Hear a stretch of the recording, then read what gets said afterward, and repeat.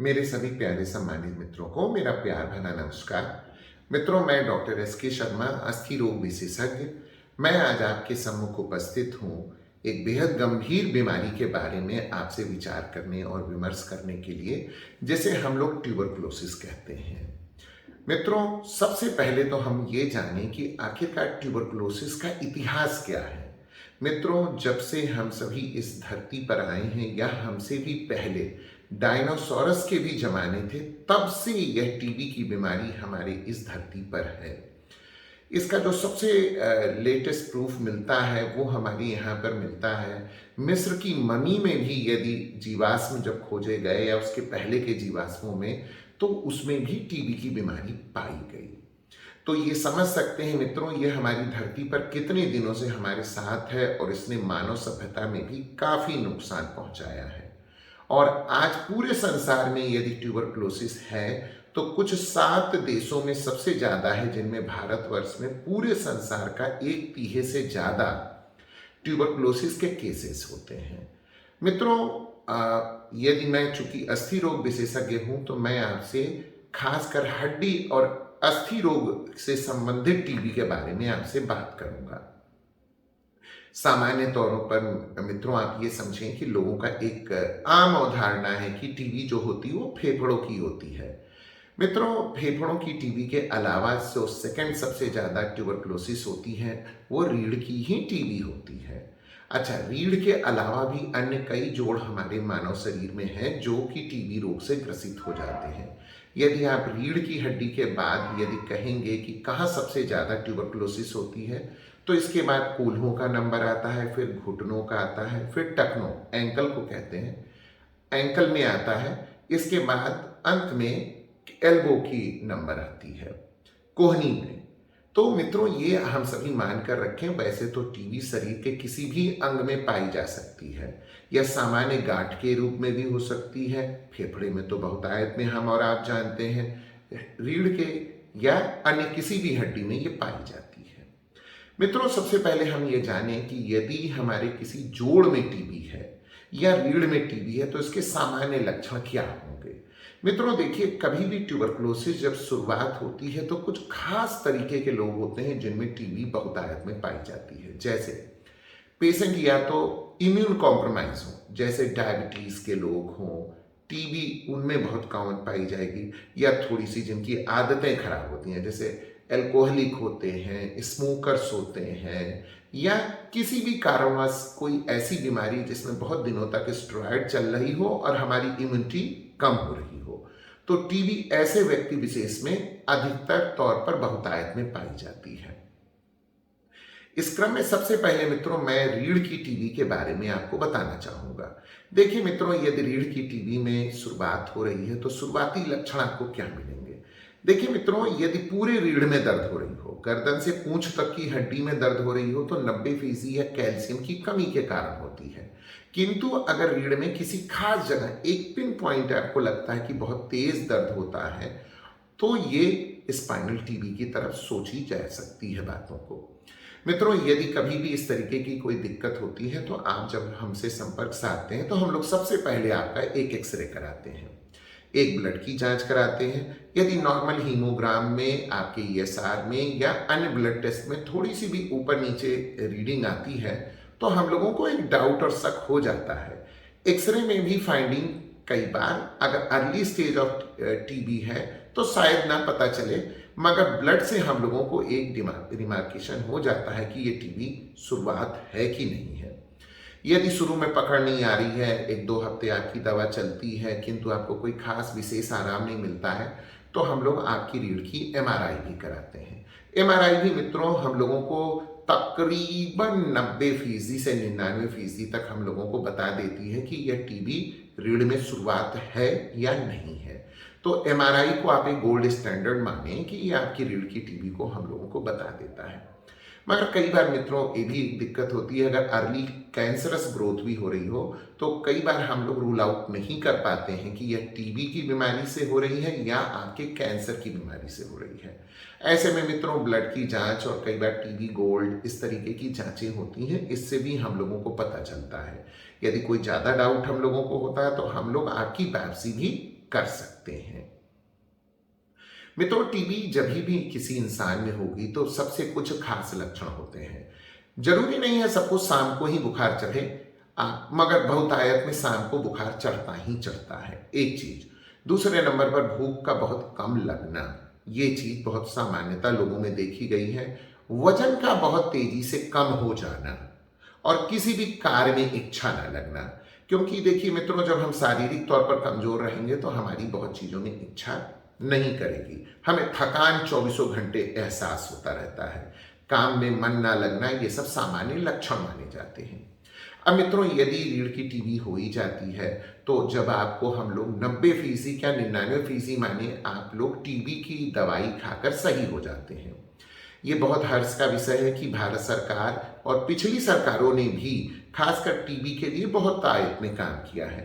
किंतु हमारे प्रधानमंत्री जी का भी एक सपना है, टीबी एंड प्रोग्राम चल रहा है, जिसमें एक मानना है कि 2025 तक हम लोग टीबी से इस देश को उन्मूलन कर सकते हैं, मतलब पूर्ण रूप से समाप्त कर सकते हैं। ईश्वर करे मित्रों ऐसा ही हो। मगर थोड़ा सा जो ये कोविड का समय है, मैं थोड़ा लीक से हट से आपसे कहना चाहूँगा।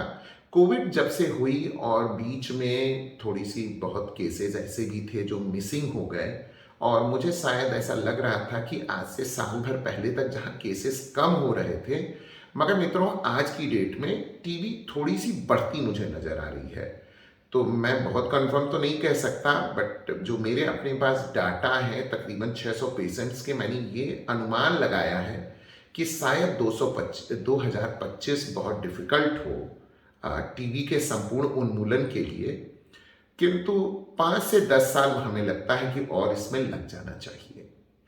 मित्रों, टीबी की दवाई जो होती है सामान्यतः 4 दवाइयां होती हैं, जिन्हें हम लोग कॉम्बिनेशन ड्रग कॉम्बी पैक में आती हैं।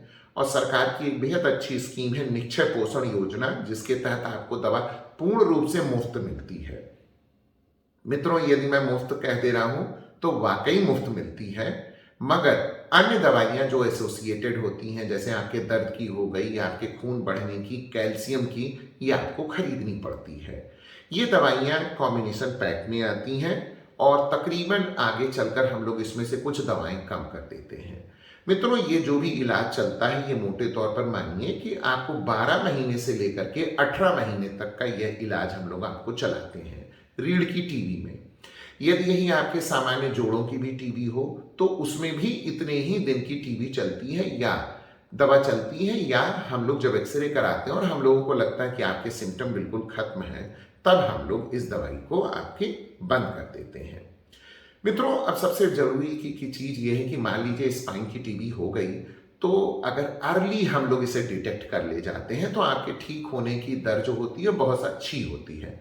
किंतु हम जितने देरी में आपकी टीबी को पकड़ेंगे, खासकर रीढ़ की टीबी के सिलसिले में कह रहा हूं मित्रों, तो ये आपको बहुत नुकसान भी पहुंचा देती है। कई बार ये पैरों में सुन्नापन, हाथों में सुन्नापन, या कई बार हम लोगों को पैरालिसिस हो जाती है। कई बार हम लोगों का मोशन, यूरिन, ये भी सब चीजें बड़ी दिक्कत में होने लगती हैं। तो मित्रों, ऐसा भी नहीं है कि ये चीज हो जाए तो हम लोगों को बिल्कुल से होता है कि रिकवरी नहीं हो, आपको तुरंत जंप कर लेते हैं हम लोग ऑपरेशन पे, नहीं। मित्रों, कई बार इस तरीके की चीजों में सर्जरी भी करनी पड़ती है यदि काफी ज्यादा पैरालिसिस हम लोगों को नजर आती है। तो मैंने ये जितनी भी ऐसे टीबी के लोगों में मैं ऑपरेट करता हूं, वो हम लोग पीछे से ही ऑपरेट करते हैं और आपके पस को बेहद अच्छाई से ड्रेन कर दिया जाता है। यदि किसी व्यक्ति में डिस्क बहुत ज़्यादा गल गई है या बोन बहुत ज़्यादा गल गई है, तो मित्रों हम लोगों को एक थोड़ा इम्प्लांट बिठाना पड़ता है, मतलब कब्जे और एक रॉड से इसे फिक्स करना पड़ता है। इसे मांसमियामी फिक्सेशन कहते हैं। तो फिर कहीं जाकर के ये टीबी और आपका कुबड़ापन भी कम हो जाता है। मित्रों, एक चीज जरा ध्यान देने योग्य बात है कि जब यही ट्यूबरकुलोसिस बच्चों में होती है तो ये बहुत तेजी से नुकसान पहुंचाती है। देखिए मित्रों, बच्चों की हड्डियां बिल्कुल मोम सी होती हैं। यदि एक बार ट्यूबरकुलोसिस हो गई तो मित्रों ये समझिए कि महीने 2 महीने में बच्चों के पीठ में इतना भयंकर कुबड़ निकल आता है कि वाकई बड़ा डरावना लगता है।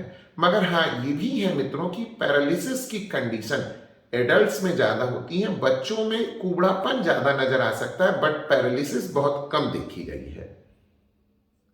अब मित्रों, यदि कुबड़ापन हो ही जाता है तो उसकी भी आगे सर्जरीज हैं।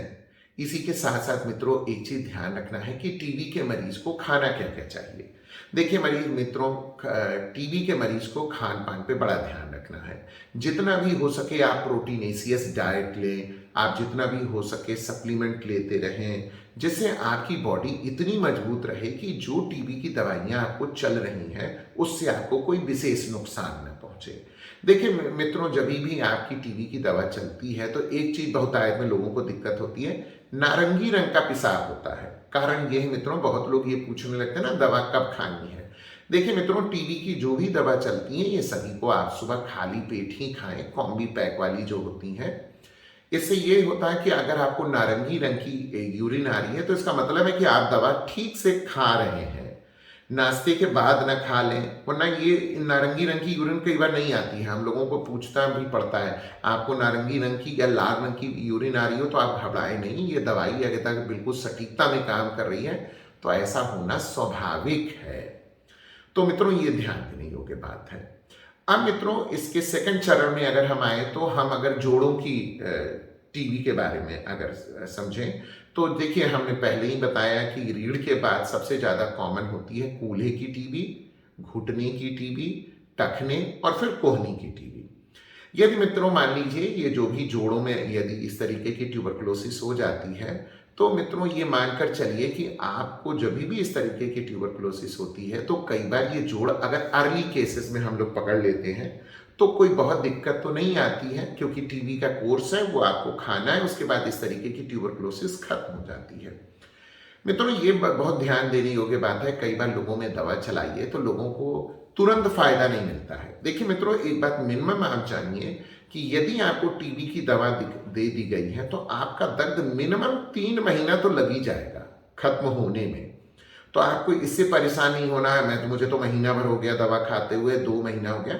मित्रों कुछ लोगों में जल्दी असर आता है, यदि पहले से जोड़ ज्यादा डिस्ट्रक्टिव है, ग्रेडिंग आप में ज्यादा है तो ये मानकर चलिए आपको थोड़ा ज्यादा दिन लगेगा, आप बहुत जल्दी टीबी से मुक्त नहीं हो पाएंगे। अब मित्रों इसके बाद मान लीजिए कूल्हे में या घुटने इस तरीके की ट्यूबरकुलोसिस होती है और हमको जोड़ प्रॉपरली हम प्रिजर्व कर ले जाते हैं तो ठीक है, मगर कई बार बहुत ज्यादा ही नुकसान हो जाता है जैसे घुटने की कंडीशन में।